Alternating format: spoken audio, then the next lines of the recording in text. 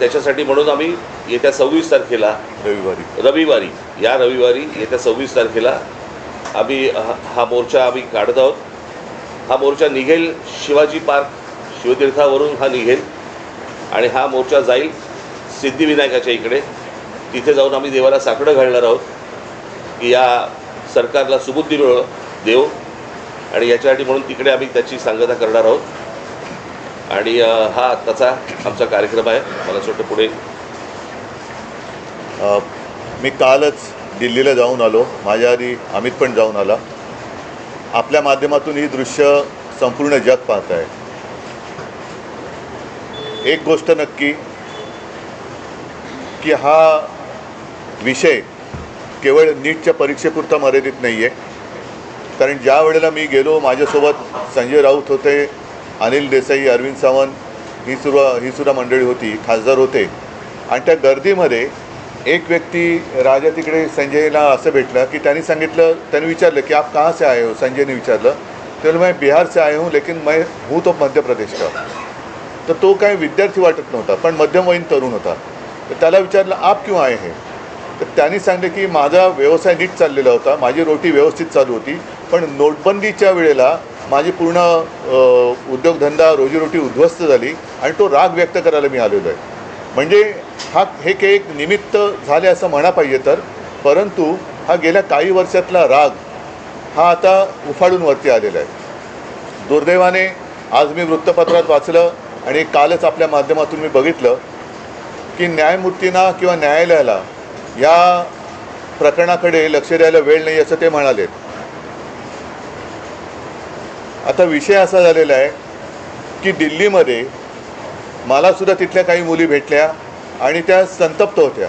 त्या सांगत होत्या की आमचे कपडे फाडले गेले, वाटेल तसं मारलं गेलं, काही ठिकाणी तर लाठ्या काठ्यांना खिळे लावून, गजलेले खिळे लावून मारलं गेलं, डोकी फोडली गेली. आणि काल एक व्यक्ती जी महिला म्हणजे मुलगी जी अत्यवस्थ होती, मला कल्पना नाही, आता तिचं येता वाचलं की आता आहे की नाही मला माहिती नाही आहे. तर एक असे अत्याचार वाढत चाललेले आहेत. न्यायालयाला कबूतरं, कुत्रे यांच्याकडे लक्ष द्यायला वेळ आहे, पण कॉक्रोचकडे लक्ष द्यायला वेळ नाही. हे दुर्भाग्य आहे. आणि देशाची परिस्थिती आता अशी झाली का, आणि न्यायालयाची परिस्थितीसुद्धा अशी धृतराष्ट्रासारखी झाली का. म्हणजे द्रौपदीने धृतराष्ट्राकडे न्याय मागण्यासारखं झालेलं आहे. आता मधल्या काळामध्ये चंद्रचूड यांनी न्यायालयाच्या न्यायदेवतेच्या डोळ्यावरची पट्टी काढली होती. ती न्यायदेवतेने परत पट्टी बांधली आहे का आणि कशासाठी बांधलेली आहे.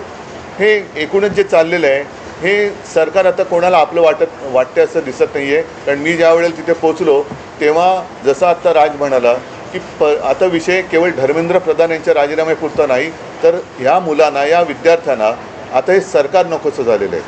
हेच विद्यार्थी होते, हीच मुलं होती ज्यांनी अच्छे दिन याची अपेक्षा करत ह्या सरकारला निवडून आणलं होतं. पण हे सरकार निर्दयीपणाने वागतंय. पंतप्रधानांनी आज ते काय ट्विट केले, कारण म्हणजे त्यांनी जाऊन बोलायला काय हरकत नव्हती. म्हणजे याच्यामध्ये कमीपणा बाळगण्याचं काही कारण नाही आहे. आपली मुलं आहेत, आपली जनता आहे, यांच्याबरोबर चर्चा करायला कमीपणा वाटण्याची गरज नाही आहे. पहिल्या दिवशी जर का सरकारने यांच्याबरोबर चर्चेचे दरवाजे उघडले असते किंवा पहिल्या दिवशी जर का यांना बोलवलं असतं तर ही इथपर्यंत वेळ वाढली नसती, एवढी हे आंदोलन ताणलं गेलं नसतं. लोकांना आज व्यक्त व्हायचं आहे. इतके वर्ष साठलेला राग, असंतोष हा उफाळून वर आलेला आहे आणि त्याला एक वाट करून देण्याचा आम्ही प्रयत्न करतो आहे. ही वाट करून देत असताना सर्वांना सांगतो की कोणीही, कारण बरेच जणं या असंतोषाच्या ठिणगीला वेगळं वळण लावण्याचा प्रयत्न करत आहेत. मग पोलिसांवरती हल्ले करण्याचा प्रयत्न करत आहेत. काही गुंड म्हणजे सिव्हिल ड्रेसमधले लोक, यांच्यात पोलिसांच्या लाठ्या यांच्या हातात कशा आलेल्या आहेत. मग त्यांच्या तिकडे नावाची पट्टी पण नाही आहे, काही कपडे त्यांचे पोलिसांचे नाही आहेत. म्हणजे हे गुंड, आता माझं मग असं म्हणणं आहे की हे आंदोलन मोडायला पाकिस्तानमधून गुंड भाजपने आणलेत का. कारण यांची काय ओळख पाळख काही नाही आहे. त्यांना ओळख विचारलं तर सरळ ते काय त्यांच्या निर्विकार चेहऱ्याने ते आपले बघतात लोकांकडे. काही त्यांना पडलेलं नाही आहे. ना मुलांच्या व्यथेची त्यांना जाणीव आहे, ना त्यांच्या वेदनेची त्यांना जाणीव आहे.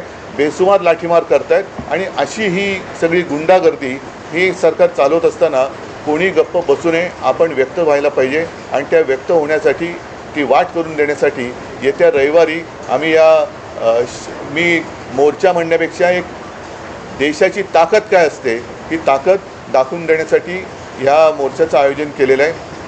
जसं राजने सांगितलं की शिवाजी पार्क ते सिद्धिविनायकला राज आपण जाऊन दोन गोष्टी करू. एक तर या सरकारला सुबूत दे, नाहीतर सिद्धिविनायकाला साकडवलं की या देशावरती आलेलं हे अरिष्ट सरकारच्या रूपाने हे लवकरात लवकर दूर कर. सरन्यायाधीश म्हणाले की सीसीटीव्ही फुटेज मग अशात तोच विषय राहिला की सरन्यायाधीश जे बोलले की सीसीटीव्ही फुटेज पाहण्यासाठी आमच्याकडे वेळ नाही आहे. मुळात ह्यांच्यामुळेच हे झुरळ सुरू झालं ना. जन्मदाते तेच आहेत ना. आणि त्यांनी जन्म दिल्यानंतर त्या पोराकडे बघायला नको. मी महाराष्ट्रामधले पोलीस ह्या सर्व आंदोलनकर्त्यांना चांगलं सहकार्य करत आहेत. काही त्रास देत नाही आहेत. काही गोष्टी झाल्यात. माझ्याकडे आता एक व्हिडिओ आला आहे. मला असं वाटतं की मी तो आता मुंबई पोलीस कमिशनरांना देखील पाठवलेला आहे. एका टॅक्सीतनं मुलं चालली होती आणि ती मुलं चालली असताना टॅक्सीतनं नाही, पोलिसांच्या गाडीतून आणि तो पोलीस त्यांना सांगतोय त्या मुलांना की परत या एरियात जर दिसलात तर खिशामध्ये तुमच्या काय 5 ग्रॅमची पावडर टाकीन, 50 ग्रॅमची पावडर टाकीन, बरं का.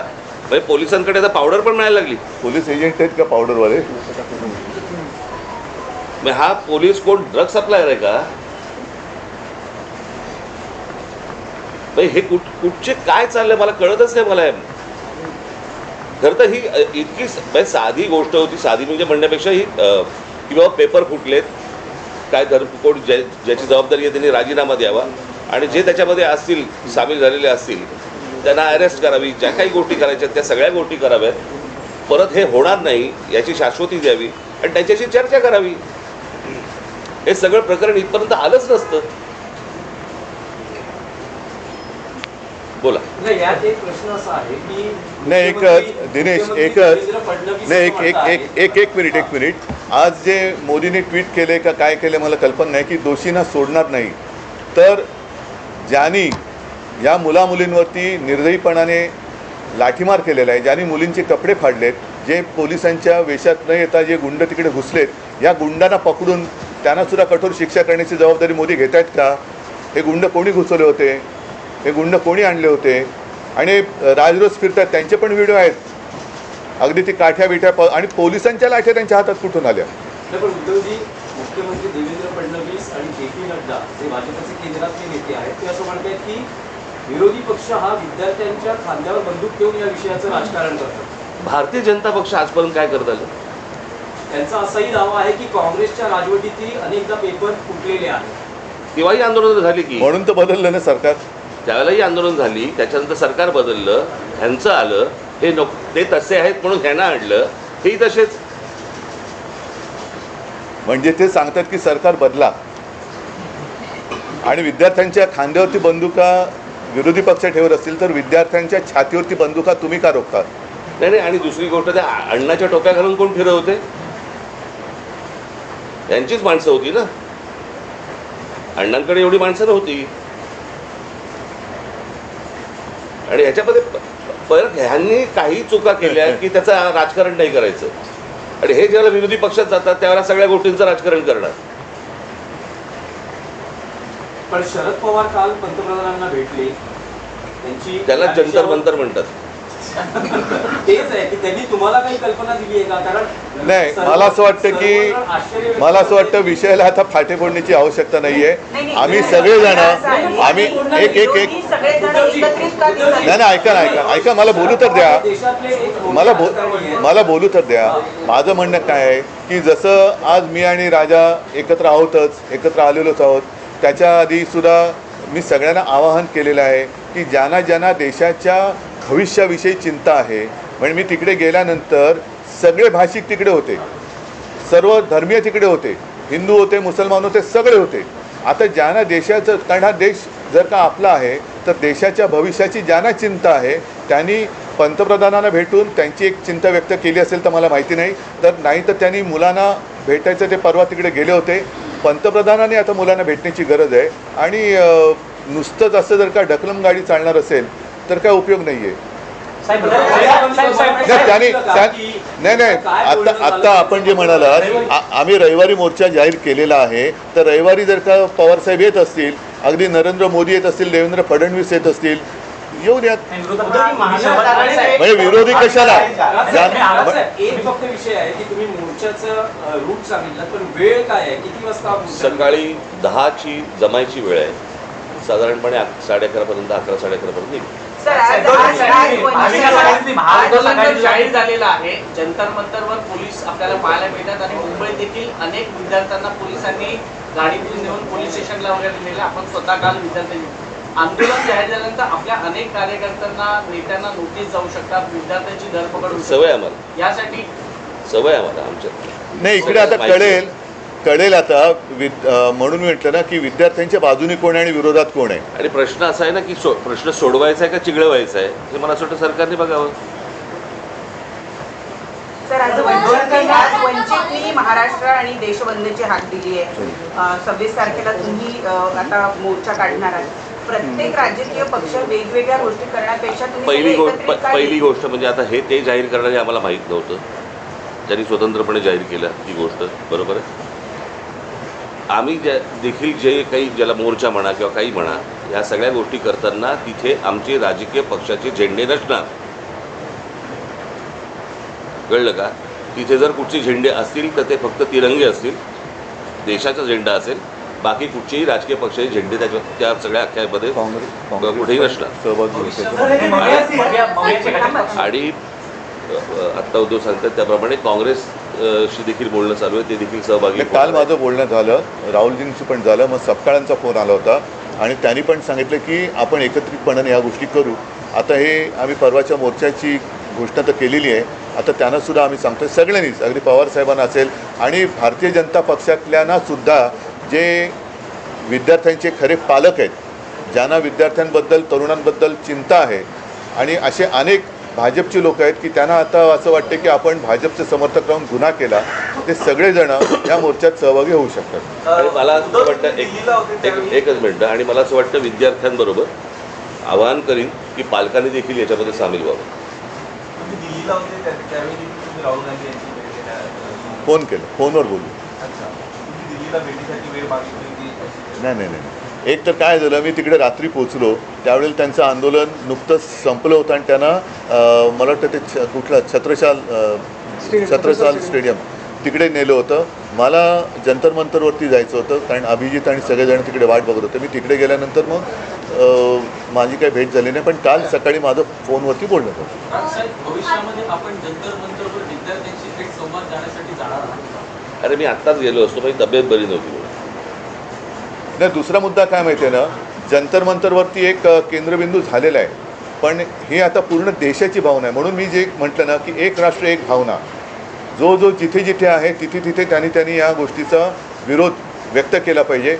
सगळेजण काही जंतर मंतरवरती पोहोचू शकतात, जाऊ शकतात आणि जाण्याची गरज आहे असं मला वाटत नाही. आज ग्रामीण भागातसुद्धा आंदोलनं होत आहेत, राज्यातल्या आणि देशातल्या अनेक शहरांमध्ये ही आंदोलनं होत आहेत. विद्यार्थी झुंडीच्या झुंडीने बाहेर पडत आहेत. आणि कालच एक मी व्हिज्युअल बघितलं की एक तरुणी त्या पोलिसांच्या गाडीसमोर एकटी उभी राहिली होती, इथेच बाजूला. ही तरुणांची ताकद आहे. ज्या ताकदीला झुरळ समजलं जातं, त्या झुरळांच्या ताकदीला आता हे घाबरलेले आहेत.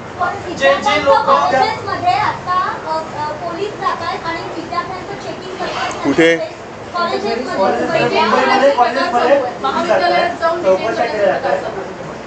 काय कसले चेकिंग करतात?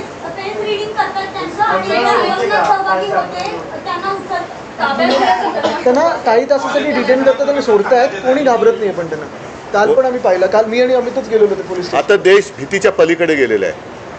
आणि काल सुद्धा मी तिथे ज्यांना भेटलो ना, एक तो तुमच्याच माध्यमातून बघितलं, तो एक मुलगा उभा आहे ना, मारो मारो मारो, तो नागपूरचा मुलगा आहे.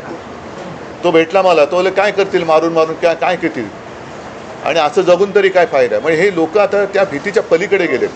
त्याच्यामुळे चेकिंग, तुम्ही त्यांची मनं नाही ओळखली, शरीर किंवा कपडे चेक करून काय करणार, त्यांच्या मनात काय चालले ते ओळखा ना.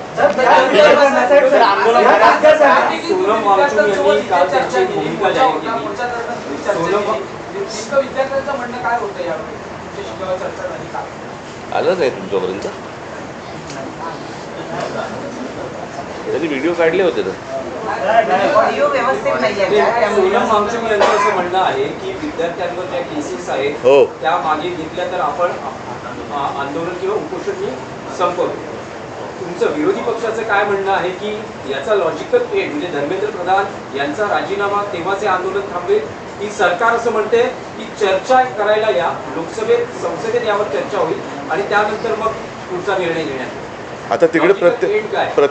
नाही बघा, आता प्रत्यक्षात तिकडे काय चाललंय, कारण मी मागे प्रेस कॉन्फरन्स घेतली होती. नाही, मी इथेच बोललो होतो, मला वाटतं की काही वर्षांपूर्वी म्हणजे 2018 साली एक जी डी अगरवाल नावाचे गृहस्थ होते, ते गंगेसाठी उपोषणाला बसले होते.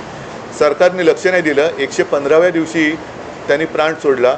गंगा आणखीन वाईट झाली. म्हणजे करोनाच्या काळात तर मग गंगेमध्ये मृतदेह पण सोडले गेले. मग या सरकार हे निर्दयी आहे.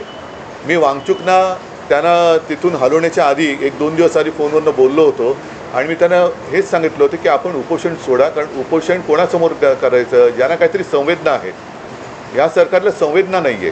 त्याच्यामुळे त्यांना असं वाटतं की अशी लोकं गेलेली बरी, म्हणजे एकदा काय ते सगळं स्मशान शांतता होऊ द्या.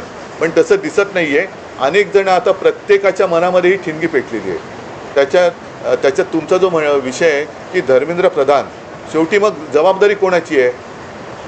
जे जबाबदार आहेत त्यांना सोडणार नाही. मग धर्मेंद्र प्रधान पहिले जबाबदार आहेत, त्यांना का सोडत आहे? आणि धर्मेंद्र प्रधान पण कोणी एकेकाळी पेपर फुटीच्या विरुद्ध रस्त्यावर उतरले होते असं म्हणतात, जे आता विद्यार्थ्यांचं नशीब फोडत आहेत.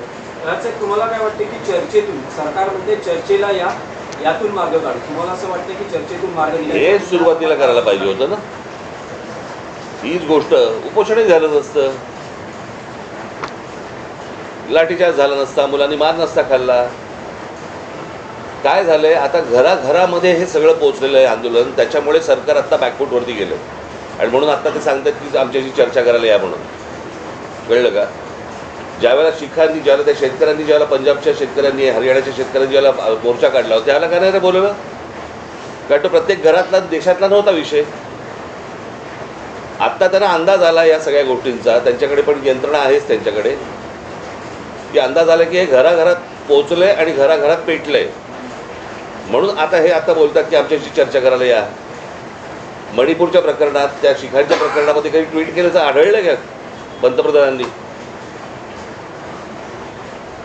त्यांच्या लक्षात आलंय की हे आपल्या अंगलट आलेलं आहे आणि म्हणून ही आता सारवासारव सुरू आहे. आणि एकच आता नाही एक मिनिट, तुम्ही जे आता सांगितलं ना, की आता घरोघरी जाऊन चेकिंग, कॉलेजमध्ये जाऊन चेकिंग, तर मी सरकारला आणि पोलिसांना एक नम्र विनंती करेन की तुम्ही आणखीन आग भडकवू नका. ही मुलं शांत आहेत, त्यांच्याशी नीट चर्चा करा. ही शांतता भंग करण्याचं काम पोलिसांनी आणि सरकारने करू नये.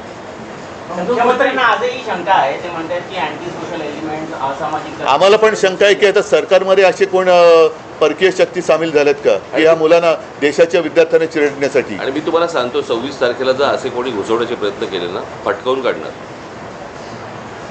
कळलं का? शांततेने मोर्चा असेल, शांततेने ह्या सगळ्या गोष्टी होतील, याच्यामध्ये कुठचीही हुल्लडबाजी नसेल, काहीच गोष्टी नसतील. पण उद्या जर समजा दिल्लीसारखं इथे काही करायचा प्रयत्न गुंड केला, घुसवले, इथे काही करायचा प्रयत्न केला, आमची लोक सोडणार नाहीत. सर, हे सगळे उद्याचे मतदार आहेत, हे सगळे ह्या सगळा अप्रोच जो आहे, तुम्हाला वाटतं का ते मतपेटीतून दिसेल? कारण आधी आपण ते हा विषय मतपेटीचा नाही आहे. पहिली गोष्ट तुम्ही लक्षात घ्या, आत्ता हा विषय मतपेटीचा नाही आहे, हा विषय कुठच्या निवडणुकांचा नाही आहे, हा विषय आहे त्यांच्या न्यायाचा. कळलं का?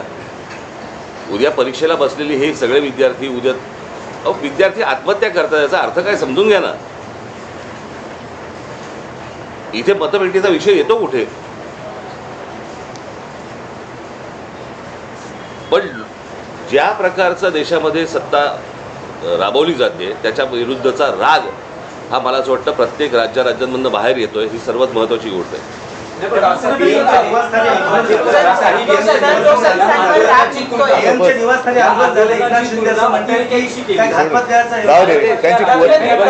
त्यांच्या विरुद्ध बघा, आंदोलनाची तुलना अतिरेक्यांशी केली. त्यांच्याबरोबर तुम्ही त्यांच्या विरोधात काही बोललात की तुम्ही देशद्रोही असता, अँटी नॅशनल असता. कोणी केली? अरे जाऊ दे, त्यांची कुवत